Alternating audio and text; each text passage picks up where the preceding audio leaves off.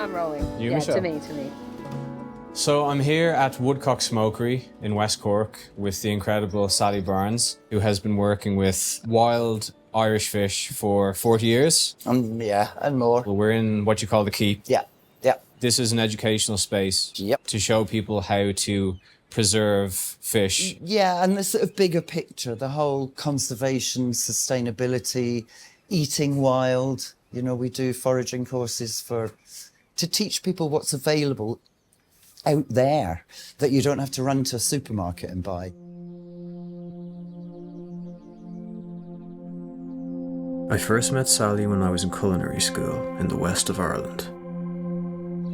I sought her out one weekend, having heard stories of a woman who was a master in the ancient art of food preparation.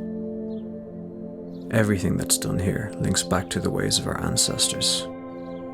The tools of the trade are simple: a sharp knife, salt, smoke. An ex-fisherman's wife, Sally honed her skills through years of research and experimentation, and what began as a necessity to preserve an abundance of catch has evolved into an unwavering passion. Driven by a deep respect for these creatures, she has dedicated her life to campaigning for the preservation of the oceans and waterways on which wild fish rely. This ethos is carried through to everything that Sally does. And it's an important point to make that you only work with wild. Exclusively with wild fish, and try to source all my fish within a 20-mile radius. It might surprise people to learn that it's actually difficult to work with wild fish in Ireland. Very difficult. I mean, when we joined the EU, the negotiating teams on behalf of the Irish government were mostly, I don't think there were any fishermen on it, so it was mostly farmers. There were boats fishing scattered all around the coast, but there was no real consolidated fishing industry. There was no representation at any government level. So we gave away 95% of the fish in our waters. And now we've got a situation where our land, our soils are sick, our rivers have been corrupted, our oceans have been corrupted. So it's come full circle. So if we look at the waters off Ireland today, most of the fishing that's done is by foreign vessels. There's almost no inshore fleet left. There are almost no day boats left. Now the boats are having to go so far offshore to try and find fish because the inshore waters have been kind of denuded. This is all the more reason to try and push for marine protected areas.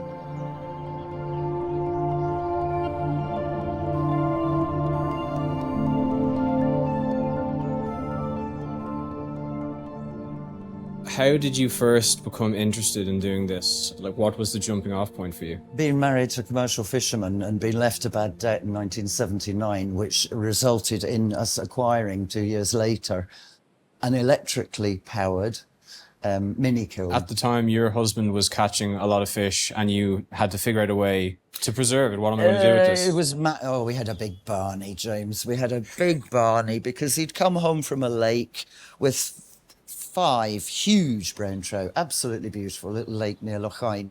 And I said, what are we going to do with these? We don't have a freezer. So instead of a Barney, we grew up and decided we'll have a conversation about what people used to do before, because fish is incredibly perishable. A Barney being a fight, right? That's a mild fight.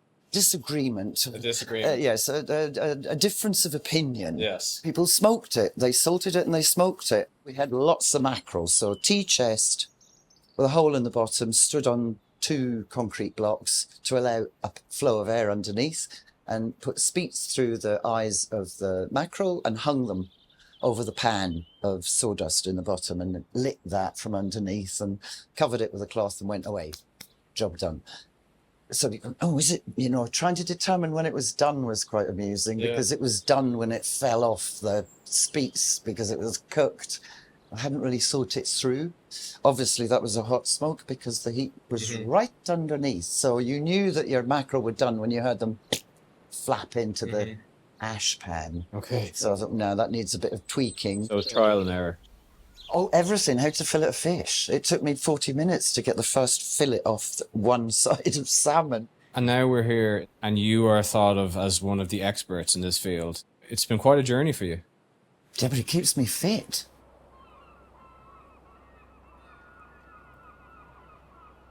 You have some wild salmon here, have. which for me to see is very exciting because, as we said, it's rare, It's which is very unfortunate, rare. but Yeah. I'm going to have the chance to see this beautiful Of creature course, here today. of So course. can you take me through how you would prepare Let me it? fetch one for you. Wonderful. Thank you.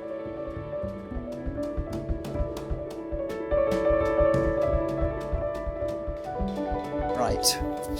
Here's our beautiful wild salmon with his tag. All the fish have to have tags which identify not just the river that they come from, the individual fisherman. The tag has numbers printed on it.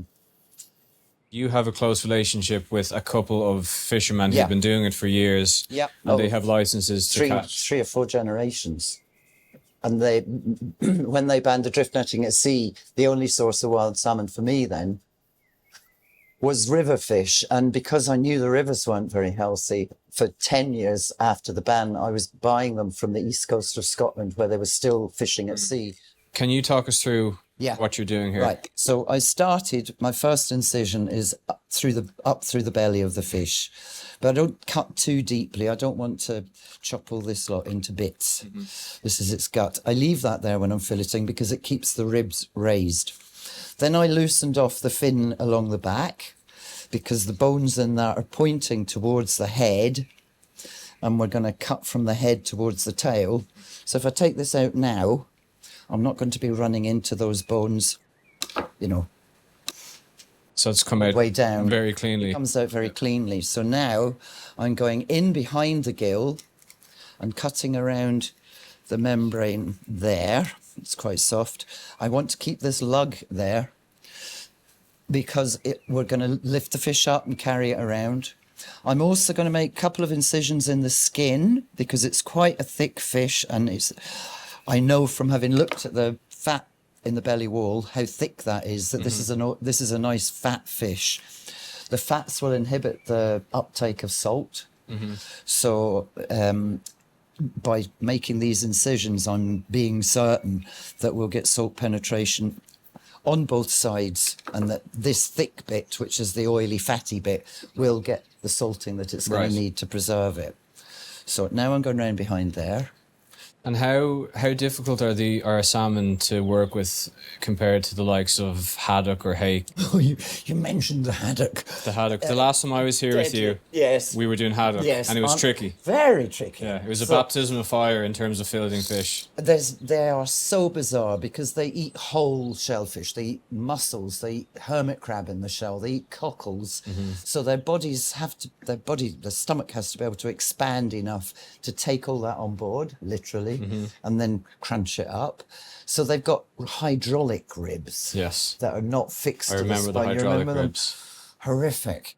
The salmon carcasses, the potting man loves them because they make fantastic bait.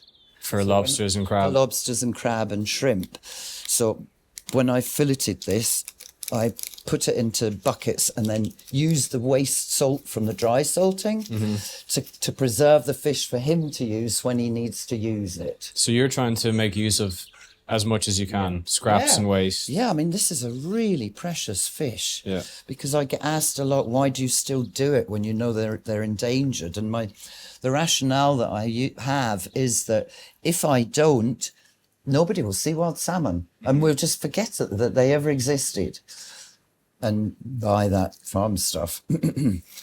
And in terms of a wild salmon versus a farm salmon, it's night and day, isn't Oh, it? totally. Yeah, It's totally. just not the same Totally. It's not creature. the same.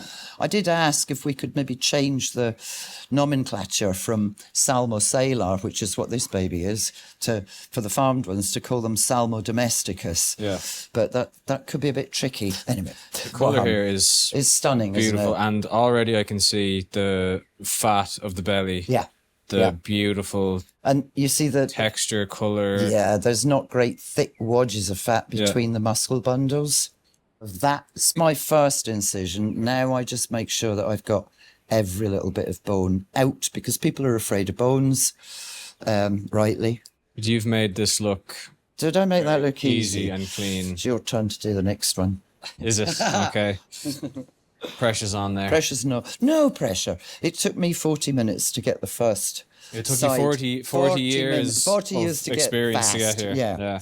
But these fish are absolutely beautiful. They're the draft net and snap net fishing on the Blackwater River. The fish are they're only on the water for 3 hours, so the fish are caught and then processed. They have to take scale sample from each fish, weigh the fish, and then they tag the fish on the boats, because even though they're in the river, if they came ashore without a tag in the gill, they'd be arrested. Yeah. I mean, they're incredibly heavily policed. I'm just going to get the rest of these ribs out. This is because this membrane in the inside of the belly wall inhibits the salt uptake again, because it's waterproof, So we take that off so that we get good salt penetration, and we dry salt these. We don't brine these. These are too precious to give them the quick rinse in a salt bath. If we were to wet brine it, would some of the flavour be washed out? Would the texture be affected? The texture, and it wouldn't have the shelf. By giving these, this fish would need about 8 hours in dry salt. It's getting great penetration of salt. What the salt is doing is flavouring it, but it's also removing free water. And all bacteria, as you would know, need free water to operate in. All yours, sweet pea. No pressure.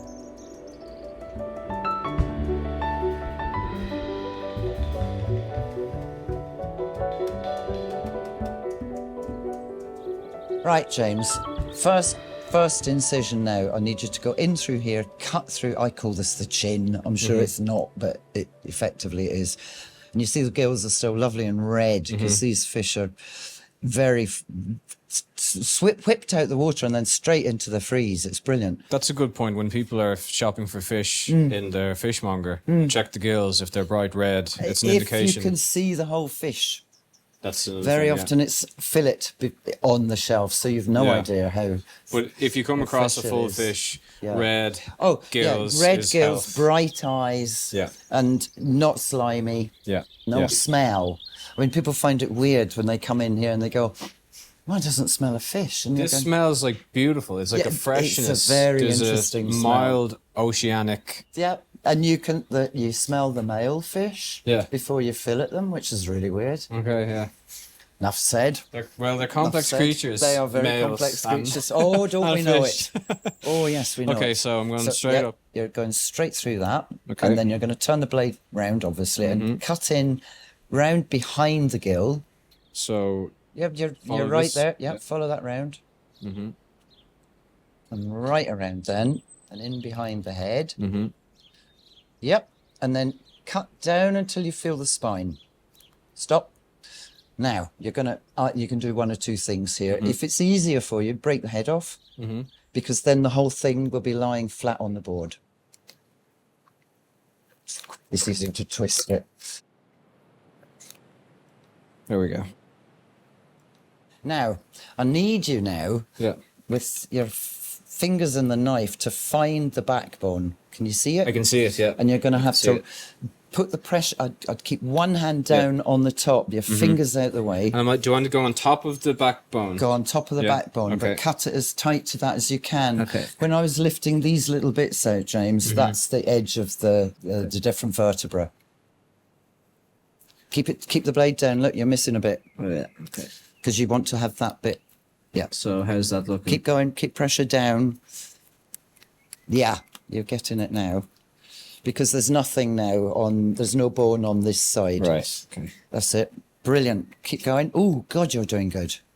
You're just saying that's. No, I am not. I am not just saying that. That's brilliant. You've done that before. Excellent. Yeah. Let's see. Now, see. You might need to loosen off a bit more of the rib before you lift her. Oh, no, you're very clever. Oh, I like that. That's really, really lovely. Beautiful. Beautiful. These fish have to travel a long way. These fish have travelled in their lives. Say they've only been at sea for one sea winter. They'll have travelled about 12,000 kilometres. Yeah. So That's why you don't get great thick accumulations of fat. This is a lean, mean machine. This is a really well exercised fish. It's evolved over time to make that journey. To make that journey, yeah, and to see these stuffed in a cage and fed food that just might sitting not there. be. Yeah. Yeah, I mean, of course it's going to be when they different. started it in Norway, when they first started, they were actually having to tow the cages up and down the fjords to try and make the fish swim. Isn't it amazing that people talk about the quality of beef around the world and this cow roams here and this cow is this special breed, but we don't think about fish in the same way. We're eating things them. that are just sitting in a in a cage. Yeah, no, I think it's cruel. Farm. I think it's cruel. You know, they're ocean wanderers. To see them trapped in a cage, it just it does upset me. Yeah. And I think there's an animal welfare issue. If you just lift those ribs out, then they don't go all the way. Yes, please. Underneath. Yeah, they don't go down and around under the belly wall. This organ, which is the liver, also extremely nutritious. I made pate with it at one point. I thought it was like chicken liver, but finer. Yeah, the sense of touch is vital. Yeah. Yeah, look, you've got a couple there as well. Yep. Excellent.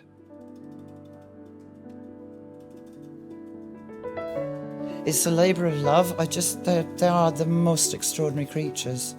They're resilient. Oh, a bit like myself.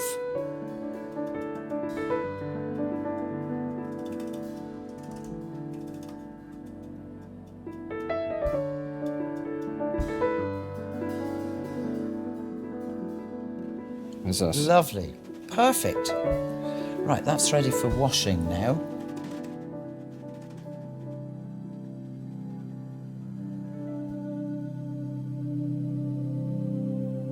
The salmon is laid on a bed of salt for 8 hours. The tail sits out. Being thinner, it can draw in too much salt. It also acts as the perfect guidance system. When it's firm to the touch, it's clear that the cure has worked its way through the fish and done its job. Finally, it's washed again and cold smoked inside the kilns overnight. This process sees smoke being pumped through a chamber, with the heat from the fire being kept away from the fish. The smoke dries it, but doesn't cook it. Sally also takes me through how she prepares albacore tuna. A difficult fish to fillet and clean, she soon makes quick work of it. The cuts from the belly are wet brined in a mixture of salt and water, and she knows the solution has enough sodium in it when the fish floats. This is then hot smoked inside stainless steel fish kettles. Untreated hardwood chips are added and it gently smoulders. Too much heat would yield results that are bitter, acrid, and too dark. Each piece takes around 30 minutes, but is checked periodically, finally being probed for an internal temperature of 68 degrees Celsius. What we're left with at the end is meaty and satisfying with a delicate smoked flavour.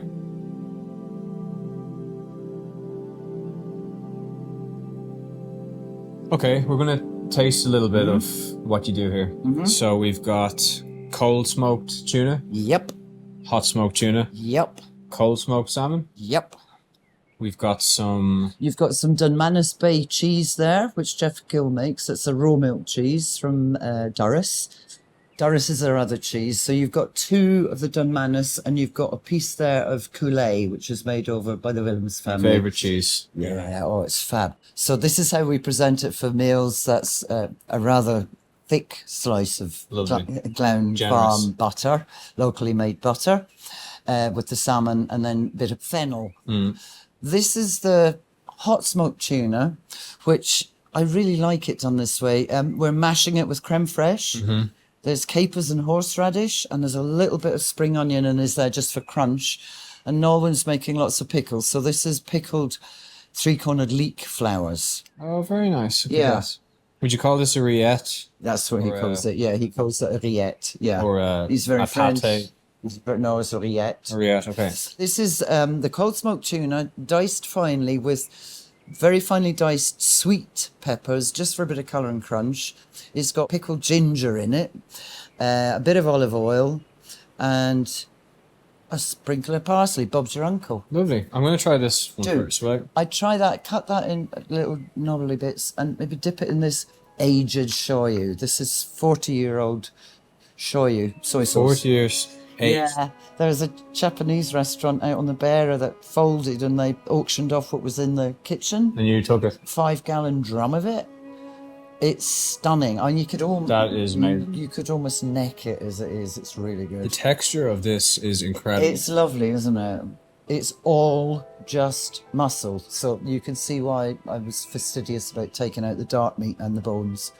I mean, we're sitting here in the west of Ireland. I feel like I'm in Japan, like eating the finest. That's nice. That's lovely.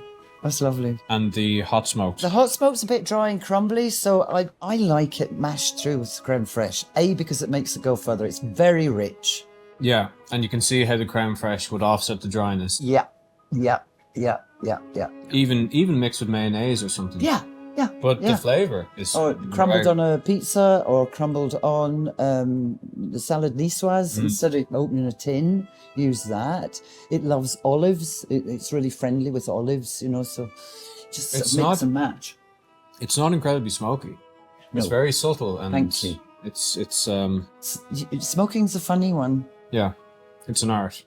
Yeah, there is such a thing as too much smoke. And this cold smoked salmon, would it's the one, you salmon. dip this or just go straight? Just go straight, or if you wanted, I'd find you a bit of honey. But I think just go straight. The honey plays on the palate, making your body think it's not as salty as it is. For me, that's not salty, but I'm a chef, so... Yeah, we like salt. Yeah. And it's coming up to temperature. I mean, if you ate that straight out of the fridge, it would be salty. Okay. So it needs to be consumed at room temperature. But because it's cured out properly, it doesn't need to be eaten cold out of the fridge. You know, if you eat a piece of cheese out of the fridge, it's flat, one-dimensional. yeah. So by allowing it to come up to ambient temperatures, all the oils start moving again, and succulent, buttery, and And the texture of that is incredible. Great. I'm going to try too. this one here and there. Colour and texture already. Colour I and can see. texture, yeah. And I love the pickled ginger through it. I think it's really complementary. Shallot. Very Shallot, nice. yeah, just to give it a little bit more crunch and, you know, a bit more interest. I'm just going to try this one as well. This is the Riette. Rillette of hot smoked. And pickled three-corner leek. Pickled three-cornered leek flowers. Which is also, it's like a variety of onion, wild onions. They're both allium, both the same family. I love that. It's really good, isn't it? And it just goes further because it's not cheap, but then it's very dense protein. So, you know, the little 160, 200 gram chunk, that would be good for 4 people. Goes a long way. It does go a long way. Excellent. And spinning it out makes a lot of sense. There's something truly compelling about the space that's been created here. It feels like a haven for education and connection, but also creativity. In that spirit, we're joined by a group of local singers called Medazza. Led by musician Clodagh Simmons, the outfit has been gathering for the past few years, sharing their music with the people of the county. We're doing a project around West Cork, fundraising for the lifeboat that was launched in Cormac Sherry last year. And we decided to take sea songs as a theme. So we put together a number of songs that are well known about the sea. And the plan is that we'll be going around some of the pubs and getting people to join in and throw a few coins in collection books. Lovely, that's a fantastic idea. And I'm going to attempt to sit in on one of the songs that you've been singing. It's called Bodgy Nilame. This is Bodgy Nilame, which is a song a lot of people learn in school in Ireland. I believe it's a song about some of the islands off the coast of Donegal. I know this because my mum's from Fanad in Donegal. And I know Tory's mentioned Angola or Gowla. So I'm going to sit in with you guys and see can I follow your lead. So we'll give it a go. All right, thanks.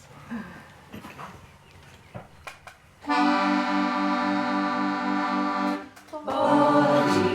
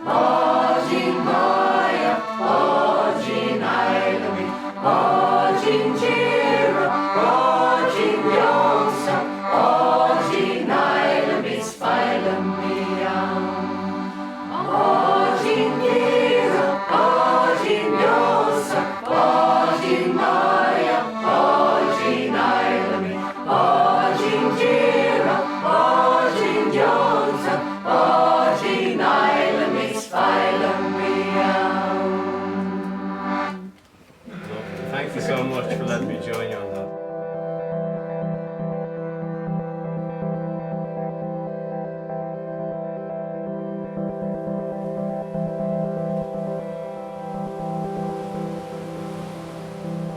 Sally, thank you so much for having me down to Woodcock Smokery again. The last thing I want to ask you before I go is, after everything we've discussed here, how would you see the future of sustainable fishing? Like, what would you like to see happen in the future? Such a good question. I want to thank you for coming and allowing me to spout and give my tuppence halfpenny worth. I've just been at the World Oceans Conference in Cork this week, and we were talking marine protected areas. It has to happen. You know, we had one of the best, most abundant fish stocks in Europe until we joined the EU. If we have marine protected areas, they've been incredibly successful in New Zealand, for example, where they've been working with marine protected areas and increasing those year on year for at least 20 years.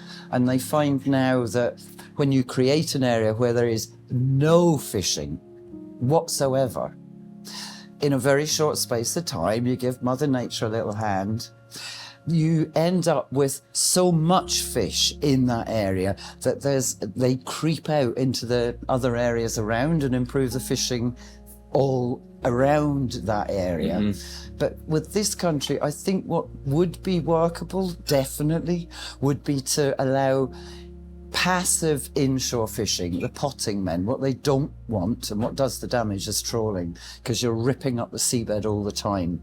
And that benthic layer is vital for all the little tube worms and things that fish like to eat. If you keep stirring that bottom up all the time by dragging nets across it, you're just destroying any hope of there being feeding for fish in that benthic layer. But the passive fishing, you know, dropping a pot into a marine protected area, the catches are alive for a start. So if it's too small for market, plop back in and get big, you know. That's my hope, that 2030, but by 2030, 30% of the waters around this country will be marine protected areas. I did ask at the meeting the other day if there was any notion of what the value to the Irish economy over the last 50 years could have been had we more of a share of the waters that lap around our feet. And I was told they reckon it's 1 billion a year. So there's 50 billion that we don't have in the exchequer. We've just given it away. Yeah. And we didn't really get anything positive back. The farming fraternity got their pesticide, fungicide, herbicide, artificial fertilizers. So that's caused a lot of issues, as we've discussed. Mm-hmm. So it just doesn't seem to make sense to me. You've described a possibility where there is local work for local people. Yeah. There is conservation. Yeah. There's time for fish and marine life to come back. Yeah. And where they've done it before, what does make them a livelihood for younger people is taking people out snorkeling or diving to look at this abundance of different types of life forms. Because you know, if you leave it, Mother Nature will balance it. There was one instance where they were talking about a marine protected area where all they had was the sea urchins, which predate seaweeds. So there was no kelp beds anymore because there were too many urchins, because there weren't fish that would eat urchins. It's all interconnected. It's all so interconnected. Well, I think as long as we have people like yourself who are loud voices campaigning for these things, there is reason to be hopeful. So thank you so much. My pleasure. So good to see you. And come back. I will. Good.